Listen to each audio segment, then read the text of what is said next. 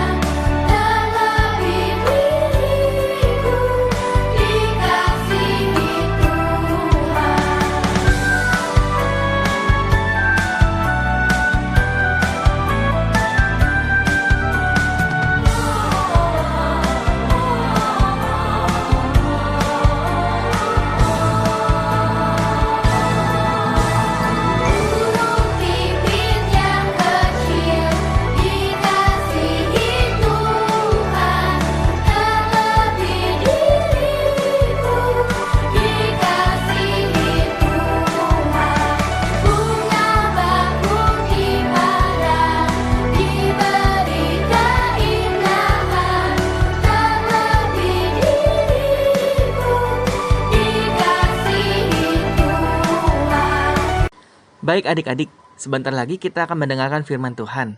Mari Koko mengajak kita semua untuk memuji Tuhan kita sekali lagi, sambil menyiapkan hati kita dengan mengangkat pujian, Aku sedang berjalan dengan Tuhanku, dan juga nanti disambung dengan pujian Tuhan Yesus, aku berjanji.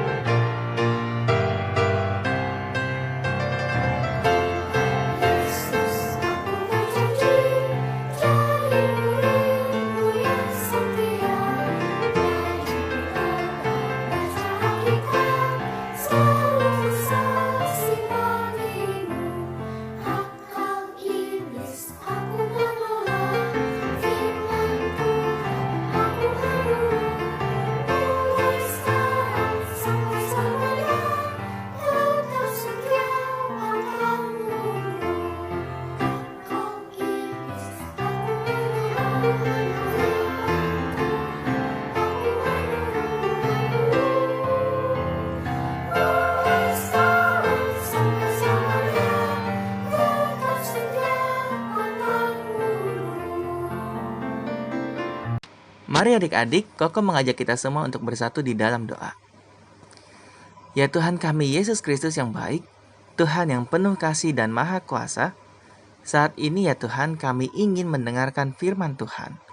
Pimpin dan tolong kami ya Tuhan, ajar kami agar kami dapat memahami dan mengenal-Mu lebih dalam lagi.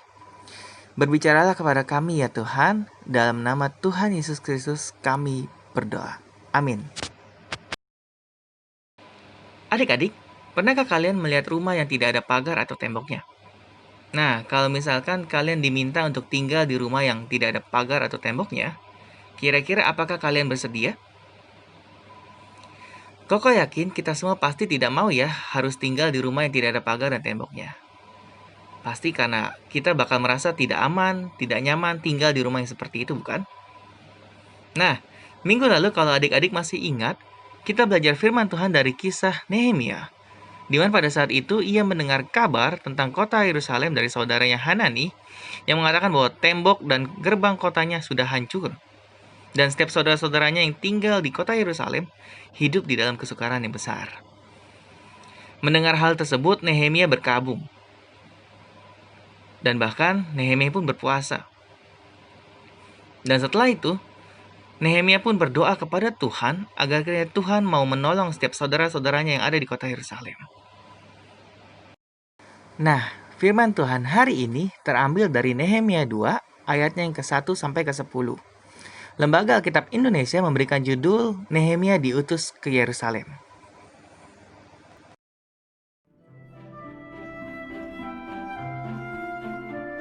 Nehemia adalah juru minuman Raja Artasasta di Persia. Nehemia mendengar bahwa Yerusalem tinggal puing-puing saja dan teman-temannya di sana dalam kesukaran. Ia memohon agar Tuhan menolong mereka.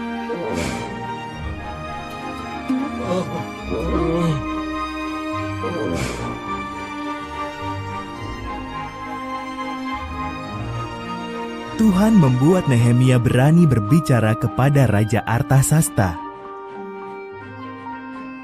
Nehemia memohon agar boleh pulang ke Yerusalem dan membantu memperbaiki tembok-tembok kota. Raja setuju. Nehemia pun berangkat ke Yerusalem.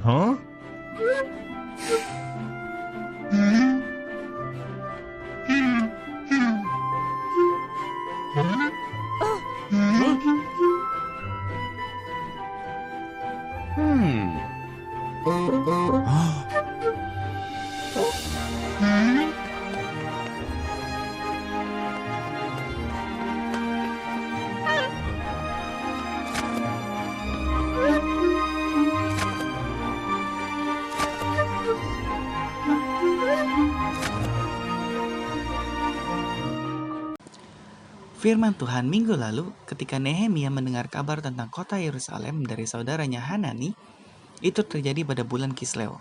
Dan bulan Kisleu itu kalau sekarang adalah bulan November atau Desember. Dan firman Tuhan hari ini, kisah Nehemia terjadi pada bulan Nisan.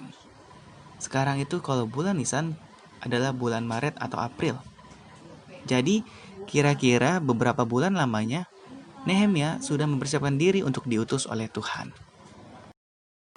Firman Tuhan menjelaskan bahwa pekerjaan Nehemia itu adalah juru minuman Raja Artasasta, yang dimana tugasnya adalah mempersiapkan minuman bagi raja dan biasanya adalah anggur. Dan tugas juru minuman adalah memastikan agar minuman yang akan diminum oleh raja itu aman dan tidak berbahaya. Jadi, bisa dikatakan bahwa tugas Nehemia adalah tugas yang penting dan bukan sembarangan. Nah, adik-adik, pada saat ketika Nehemia menyediakan anggur bagi raja, wajah Nehemia itu terlihat sedih. Dan hal ini diperhatikan oleh Raja Artasasta. Lalu raja menunjukkan kepeduliannya kepada Nehemia dengan bertanya, "Kenapa wajah Nehemia terlihat muram?" Lalu setelah itu respon Nehemia adalah ia berdoa dan menjawab raja dengan menceritakan segala kesedihan yang ia alami ketika ia mendengar kabar tentang saudara-saudaranya di kota Yerusalem. Di sini kita dapat melihat permohonan doa Nehemia atas kota Yerusalem dan juga persiapan-persiapan yang sudah dilakukan Nehemia selama beberapa bulan lalu, itu didengar oleh Tuhan dengan cara Tuhan melindungi dan menyertai Nehemia dari hadapan raja. Sehingga raja menunjukkan kemurahan hatinya kepada Nehemia dan mengabulkan segala permohonan Nehemia. Nah, adik-adik, kita dapat melihat apa saja yang diberikan oleh Raja Artasasta kepada Nehemia. Pertama, izin untuk pergi dan membangun kota Yerusalem. Kedua, surat jalan kepada bupati-bupati supaya mereka dapat membiarkan Nehemia pergi ke kota Yerusalem dan membangun kota Yerusalem. Ketiga, bahan-bahan untuk membangun tembok, gerbang, dan rumah-rumah di Yerusalem kepada pengawas taman raja yaitu Asaf. Dan yang terakhir, raja juga memberikan pengawalan kepada Nehemia melalui panglima-panglima perang dan juga orang-orang yang berkuda. Secara keseluruhan, respon-respon raja yang bermurah hati ini dilihat Nehemia sebagai tangan Allah yang murah melindunginya. Adik-adik, kisah Nehemia mengajarkan kepada kita bagaimana Nehemia tulus dan rela berkorban dalam mewujudkan kepeduliannya kepada saudaranya di kota Yerusalem.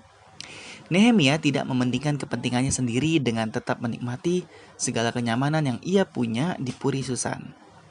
Nehemia mempersiapkan diri dengan baik untuk bisa diutus oleh Tuhan. Nah, adik-adik, bagaimana dengan kita? Apakah kita sudah siap diutus Tuhan untuk melakukan pekerjaan baik? Mungkin kita tidak bisa seperti Nehemia yang harus membangun kota Yerusalem. Tetapi, kita bisa melakukannya dengan melakukan hal-hal yang sederhana, seperti jadi anak yang taat pada orang tua kita, rajin belajar, menjenguk atau mendoakan teman yang sakit, dan juga jadi contoh atau teladan yang baik bagi sekitar kita sesuai firman Tuhan. Adik-adik, ayat hafalan kita pada hari ini terambil dari kitab Yesaya pasal yang ke-6 dan ayat yang ke-8. Mari Koko mengajak kita semua untuk baca ayat hafalan ini bareng-bareng ya. 1, 2, 3. Lalu aku mendengar suara Tuhan berkata, "Siapakah yang akan kuutus dan siapakah yang mau pergi untuk aku?"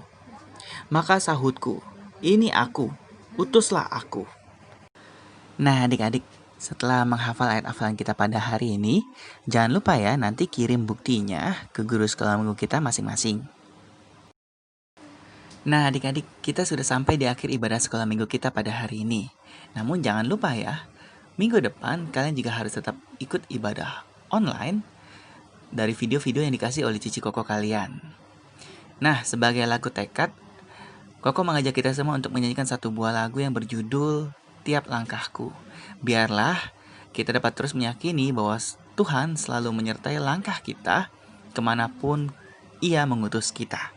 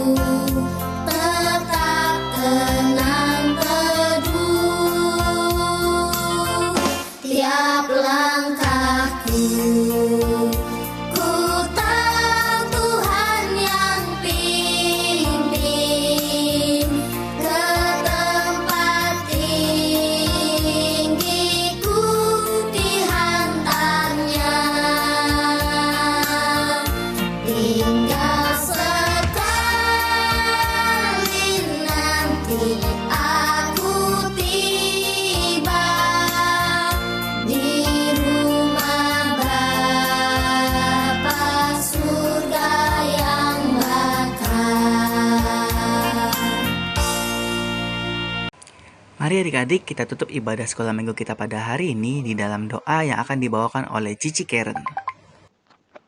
Terima kasih Tuhan Yesus atas firman-Mu pada hari ini. Kami belajar dari Nehemia yang siap diutus Tuhan. Kami percaya ya Tuhan, walaupun kami masih kecil, tapi Engkau tetap mempersiapkan kami untuk Engkau utus. Ajar kami untuk selalu percaya dan taat, pada rencanamu ya Bapa. Kiranya Engkau yang terus pimpin dan lindungi hidup kami dan keluarga di tengah-tengah pandemi yang mungkin membuat kami cemas dan takut. Terima kasih ya Tuhan, kami serahkan seluruhnya hanya ke dalam tangan-Mu. Dalam nama Tuhan Yesus, kami berdoa dan mengucap syukur. Amin.